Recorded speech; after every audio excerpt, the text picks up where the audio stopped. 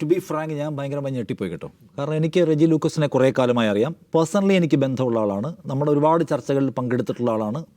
ചർച്ചയിലുള്ളപ്പോഴും അല്ലാത്തപ്പോഴൊക്കെ ഞാനുമായി പല കാര്യങ്ങൾ ആശയവിനിമയം നടത്തുന്ന ഒരാൾ. ഞാൻ സീറ്റിലിരിക്കുമ്പോഴാണ് ടി വിയിൽ റെജി ലൂക്കോസ് BJP വന്ന് വാർത്താ സമ്മേളനം നടത്തുന്നത്. ശരിക്കും ഷോക്ക്ഡായിപ്പോയി. അതൊന്ന് വ്യക്തിപരമായ എൻ്റെ അനുഭവം ഞാൻ പറയുകയാണേ, ഒരിക്കലും പ്രതീക്ഷിക്കാത്ത ഒന്ന് സംഭവിച്ചു. കാരണം ഇന്നലെയും കൂടെ നമ്മൾ അദ്ദേഹത്തിൻ്റെ പോസ്റ്റ് കണ്ടിട്ടുള്ളതാണ്. അപ്പോൾ ഇടതുപക്ഷ രാഷ്ട്രീയത്തിൻ്റെ പരിസരത്ത് നിന്നുകൊണ്ട് അദ്ദേഹം വർത്തമാനം പറയുന്നത്.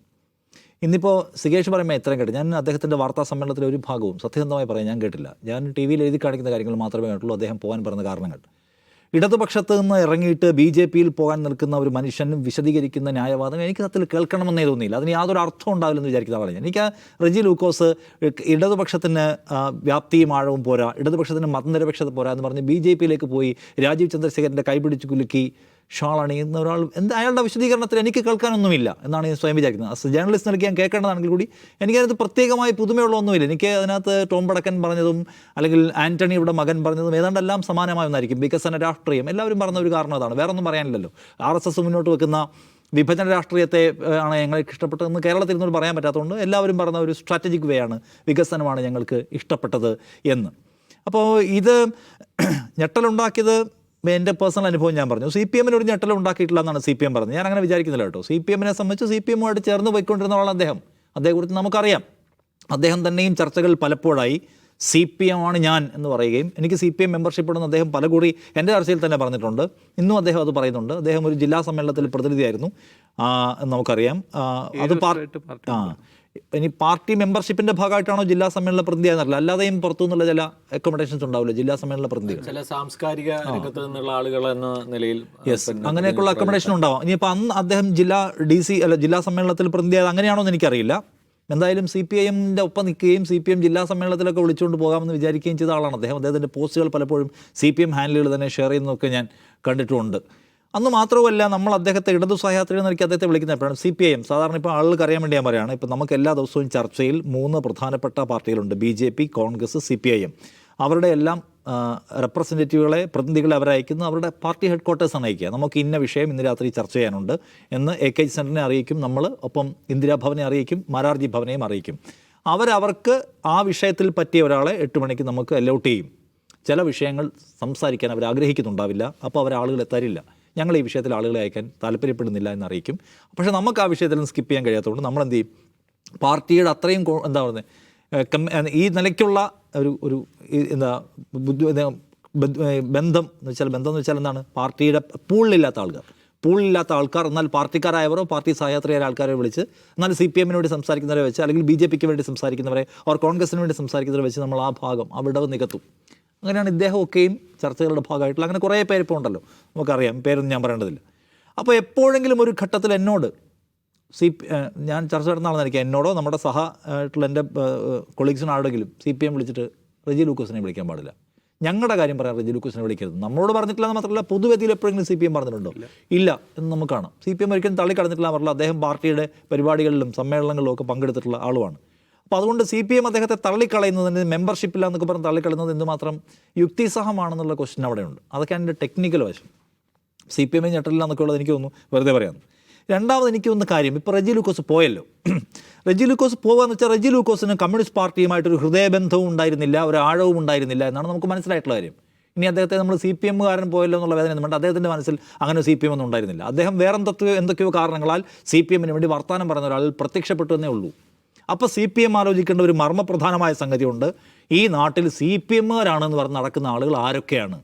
CPM ഇടതുപക്ഷമാണ്, കമ്മ്യൂണിസ്റ്റ് രാഷ്ട്രീയമാണ് എന്ന പേരിൽ സോഷ്യൽ മീഡിയയിൽ സെലിബ്രിറ്റീസായി നടക്കുകയും നിങ്ങളുടെ ആളുകൾ വാഴ്ത്തിക്കൊണ്ട് നടക്കുകയും ചെയ്യുന്ന ആളുകളൊക്കെ ആരാണ്? അവരെന്നാണ് കമ്മ്യൂണിസ്റ്റ് പാർട്ടിയുടെ ഭാഗമായത്? അവരെന്നാണ് LDFൻ്റെ ഭാഗമായത്? എന്നാണ് ഈ കൂടാരത്തിൽ അവർ വന്നു കയറിയത്? ആലോചിക്കേണ്ട കാര്യമാണ്. ഈ കമ്മ്യൂണിസ്റ്റ് പാർട്ടിക്ക് ഈ ടേമിൽ പിണറായി വിജയൻ അധികാരത്തിൽ വന്ന ഒരു ഭരണകൂട രൂപം ഉണ്ടായതിനു ശേഷം എന്നാൽ LDFനെയും CPMനെയും പിന്തുണച്ചേക്കാമെന്ന് വന്ന് കയറിയ എത്ര പേരെ നമുക്ക് കാണാൻ പറ്റും? എത്ര പേർ ഇതിനു മുമ്പ് ആ രാഷ്ട്രീയവുമായി യാതൊരു ബന്ധവും ഇല്ലാതിരുന്ന ആളുകൾ, ആ രാഷ്ട്രീയത്തിന് നിത്യവിമർശകരായിരുന്ന ആളുകൾ, അപ്പുറത്തെ രാഷ്ട്രീയത്തിൻ്റെ വലതുപക്ഷത്തിൻ്റെ ഭാഗമായിരുന്ന ആളുകൾ ഇന്ന് CPM ആഘോഷിക്കപ്പെടുകയാണ്. നോക്കൂ, ശ്രീകേഷ് ഞാൻ പറഞ്ഞു, ഇപ്പം നിങ്ങൾക്ക് CPM-ൻ്റെ ആളാകണമെങ്കിൽ, ഇടതുപക്ഷ രാഷ്ട്രീയത്തിൻ്റെ ഒരു പ്രവാചകനാകണമെങ്കിൽ നിങ്ങൾക്ക് ഫേസ്ബുക്കിൽ വന്ന് പിണറായി വിജയനും സർക്കാരിനെയും പുകഴ്ത്തി 3 പോസ്റ്റ് ഇട്ടാൽ മതി. ഒരു തരത്തിലുള്ള രാഷ്ട്രീയ ജാഗ്രതയും ഇല്ലാതെ നിങ്ങളെ ആര് വന്ന് ആഘോഷിക്കും? ഈ CPM-ൻ്റെ സൈബർ സ്പേസ് ആഘോഷിക്കും. പിന്നെ നിങ്ങളെ പിന്നെ 64-ലെ കേന്ദ്ര കമ്മിറ്റിയിൽ നിന്ന് ഇറങ്ങി വന്ന ആൾ എന്ന മട്ടിലാണ് അവർ കാണുക. അങ്ങനെ ആകാൻ നിങ്ങൾക്ക് പറ്റും. അങ്ങനെ മാനിപ്പുലേറ്റ് ചെയ്യാൻ പറ്റുന്ന ഒരു സംഘമായി ഈ സൈബർ ലെഫ്റ്റ് സ്പേസ് മാറിയിട്ടുണ്ട്. എത്ര പേരെ നമുക്കറിയാൻ പറ്റും? അങ്ങനെ റവന്യൂ ഉണ്ടാക്കുന്നവരെ പോലും അറിയാം. അപ്പോൾ ഈ ഞാൻ CPM ആണെന്ന് പറഞ്ഞ് CPM-ന് വേണ്ടി വർത്തമാനം പറയുക, CPM-ന് വേണ്ടി വർത്തമാനം പറയുമ്പോൾ CPM-ൻ്റെ സർക്കാരിനെ ഡിഫെൻഡ് ചെയ്ത് വർത്തമാനം പറയുക. അവർക്ക് ലെഫ്റ്റ് പൊളിറ്റിക്സ് ഒന്നും സംസാരിക്കാൻ പറ്റില്ല. അതിനുള്ള ആഴം അവർക്കില്ല. ഇടതുപക്ഷം എന്താണെന്നും ഇടതുപക്ഷത്തിൻ്റെ ചരിത്രം എന്താണെന്നും അത് നിലകൊള്ളുന്നത് ഏത് സാമൂഹ്യ രാഷ്ട്രീയ ആശയത്തിന് വേണ്ടിയാണെന്നും പറയാൻ അവർക്കറിയില്ല. അവർ പിണറായി വിജയന് വേണ്ടി സംസാരിക്കും, അവർ വീണ വിജയന് വേണ്ടി സംസാരിക്കും, അവർ ഏതെങ്കിലും മന്ത്രിമാർക്ക് വേണ്ടി സംസാരിക്കും. ലെഫ്റ്റിൻ്റെ സർക്കാരിനെ സംരക്ഷിക്കുന്ന വർത്താനം അവർ പറഞ്ഞുകൊണ്ടിരിക്കുന്നു. മാത്രമല്ല അവർ കൊടിയ പകയോടുകൂടി ലെഫ്റ്റ് ഇപ്പോൾ ശത്രുക്കളാക്കിയിരിക്കുന്ന ആളുകളെ ആക്രമിക്കുകയും ആക്ഷേപിക്കുകയും ചെയ്തുകൊണ്ടിരിക്കും. പക്ഷേ ഫൈനലി അവരുടെ സ്വാർത്ഥ രാഷ്ട്രീയം അതിലേക്ക് എന്ത് ചെയ്തുകൊണ്ടിരിക്കും? കടത്തിക്കൊണ്ടിരിക്കും. അത് ചിലപ്പോൾ വലതുപക്ഷ രാഷ്ട്രീയത്തിൻ്റെതാവാം, സാമ്പത്തിക താല്പര്യത്തിൻ്റെതാവാം, മറ്റു തരത്തിലുള്ള സ്വാർത്ഥമായ വ്യക്തിപരമായ ലക്ഷ്യങ്ങളുടേതാവാം. അത് അവസാനം എവിടെ ചെന്ന് അവസാനിക്കുന്നതിൻ്റെ ക്ലാസിക്കൽ എക്സാമ്പിളാണ് ഈ പറയുന്ന റെജി ലൂക്കോസിന് ഇടതുപക്ഷത്തിലുണ്ടായിരുന്ന താല്പര്യം എന്ന് പറഞ്ഞാൽ ഇടതുപക്ഷത്തിൻ്റെ ആളായിട്ട് അദ്ദേഹം TV-യിലും ഒക്കെ നമ്മൾ അദ്ദേഹത്തെ കണ്ടിട്ടുണ്ട്. അപ്പോൾ ആൾക്കാർ നോക്കുമ്പോൾ ലെഫ്റ്റാണ്. അതിൻ്റെ ഏതൊക്കെ ആനുകൂല്യങ്ങൾ അദ്ദേഹം എവിടെയൊക്കെ പറ്റിയെന്ന് എനിക്കറിയില്ല. ഇപ്പോൾ അദ്ദേഹം ഇവിടെ പോകേണ്ടായ കാരണം ഏതൊക്കെ തരത്തിലുള്ള കാരണങ്ങൾ കൊണ്ടാണ് പോയെന്നറിയില്ല. പക്ഷേ ഈ നിൽക്കുകയും നിങ്ങൾ കൊണ്ടാടുകയും ചെയ്യുന്ന മനുഷ്യരൊക്കെ ഇടയ്ക്ക് ലെഫ്റ്റാണോ?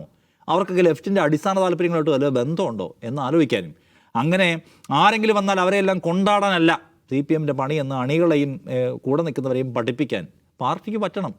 പാർട്ടിക്ക് തന്നെയും പ്രശ്നമുണ്ട്. നമ്മളെപ്പോഴും പറയാറുള്ളത് പാർട്ടിയുടെ തന്നെയും പ്രധാനപ്പെട്ട പരിപാടി സർക്കാരിനെ ഡിഫെൻഡ് ചെയ്യലാണ്.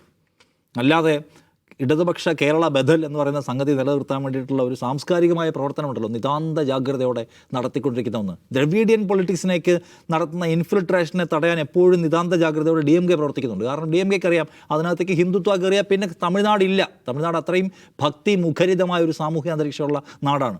അവിടെ ഈ ഹിന്ദുത്വ രാഷ്ട്രീയം വന്ന് കയറിയാൽ പിന്നെ DMK എന്ന് പറയുന്ന ആശയമില്ല. അതുകൊണ്ട് അതിനകത്തേക്ക് ഈ സാംസ്കാരിക അധിനിവേശം തടയാൻ അവരെപ്പോഴും വിജിലൻ്റാണ്. നമ്മുടെ കോമ്രേഡ്സ് അതിനെക്കുറിച്ചല്ല അവരുടെ വിജിലൻസ് മുഖ്യമന്ത്രിക്കും മകൾക്കും പരിക്കുവല്ലം പറ്റുന്നുണ്ടോ എന്നത് മാത്രമാണ്. അപ്പോൾ അത് സ്വാഭാവികമായിട്ടും ഫേസ്ബുക്കിലും ഇൻസ്റ്റഗ്രാമിലും അല്ലെങ്കിൽ X-ലും ഒക്കെ പ്രതിഫലിക്കും. അപ്പോൾ ആർക്കും വന്ന് കമ്മ്യൂണിസ്റ്റുകാരാകാം, ആർക്കും വന്ന് ലെഫ്റ്റ് ആവാം. ഏത് വലതുപക്ഷക്കാരനും 2 വൈറൽ പീസുകളോടെ ഇടതുപക്ഷത്തിൻ്റെ പ്രവാചകന്മാരായി ആഘോഷിക്കപ്പെടാം. അതിപ്പോൾ ആർക്കും, ഞാനിപ്പോൾ ആരുടെയും പേരൊന്നും പറഞ്ഞില്ല, ഒരുപാട് പേര് നമ്മുടെ മനസ്സിലേക്ക് ഇരച്ചെത്തും ഇത് പറയുമ്പോൾ. 4-3 വൈറൽ കട്ടുകളിലൂടെയും ഡയലോഗുകളുടെയും നിങ്ങൾക്ക് ആരുമായി മാറാം. അങ്ങനെയല്ല, ഇടതുപക്ഷത്തിൻ്റെ രാഷ്ട്രീയമുണ്ട്. ആ രാഷ്ട്രീയത്തിൻ്റെ തൂണിൽ പിടിച്ചു നിൽക്കുന്ന മനുഷ്യന്മാരെ നമ്പാൻ പാടുള്ളൂ. അങ്ങനെ പിടിച്ചു നിൽക്കുന്ന മനുഷ്യന്മാരെ ഉണ്ടാക്കാൻ ഇടതുപക്ഷം സംസാരിക്കേണ്ടത് വളരെ കരുത്തുള്ള ഭാഷയാണ്. ഞാൻ റെജി ലൂക്കോസിനെ ഓഡിറ്റ് ചെയ്യാൻ പോകുന്നില്ല, അതിന് നമ്മൾ മെനക്കെട്ടിട്ടും കാര്യമില്ല. റെജി ലൂക്കോസ് ഇന്നലെ പറഞ്ഞുകൊണ്ടിരുന്നത്, ഇന്നിപ്പോൾ അദ്ദേഹം അപ്പുറത്ത് പോയി പറഞ്ഞു, വ്യക്തിപരമായ അദ്ദേഹത്തിൻ്റെ ഇൻറ്റഗ്രിറ്റിയുമായി ബന്ധപ്പെട്ട പ്രശ്നമാണത്. അദ്ദേഹം വികസന രാഷ്ട്രീയം എന്നൊക്കെ പറയുന്നു. രാജീവ് ചന്ദ്രശേഖരനാണോ അതോ ഉണ്ണികൃഷ്ണൻ പോറ്റിയാണോ ഏറ്റവും വലിയ കള്ളൻ? നിങ്ങളുടെ അഭിപ്രായം പറയുന്നതായിരുന്നു അദ്ദേഹം കഴിഞ്ഞ ആഴ്ച ഒരു പോസ്റ്റ്. ഇപ്പോൾ രാജീവ് ചന്ദ്രശേഖരൻ്റെ കയ്യിൽ നിന്നാണ് അദ്ദേഹം ഈ കാവി ഷാൾ അണിയുന്നത്. ഈ സുരേഷ് ഗോപി എന്ന് പറയുന്ന വഷളൻ രാജിവെച്ച് പോകാതെ തൃശ്ശൂർ നന്നാവില്ല എന്നാണ് അദ്ദേഹം ഒരു ചർച്ചയിൽ എന്നോട് പറഞ്ഞത്. ഇന്നിപ്പോൾ അദ്ദേഹം സുരേഷ് ഗോപിയുടെ കൂടെ ഇരിക്കേണ്ടി വരുള്ളൂ. അദ്ദേഹത്തിൻ്റെ വ്യക്തിപരമായ ഇൻറ്റഗ്രിറ്റിയുമായി ബന്ധപ്പെട്ട പ്രശ്നമാണ്. CPM ആലോചിക്കേണ്ടത് നമ്മുടെ കൂടെ കൂടിയിരിക്കുന്ന ആളുകൾ, സഖാവേ എന്ന് പറഞ്ഞ് തോളയിൽ കൈയിടുന്ന ആളുകൾ ആരൊക്കെയാണ് എന്നതിനെക്കുറിച്ച് ആലോചിക്കാൻ ആ പാർട്ടിക്ക് പറ്റിയാൽ നന്നായിരിക്കുമെന്ന് ഞാൻ പറയും.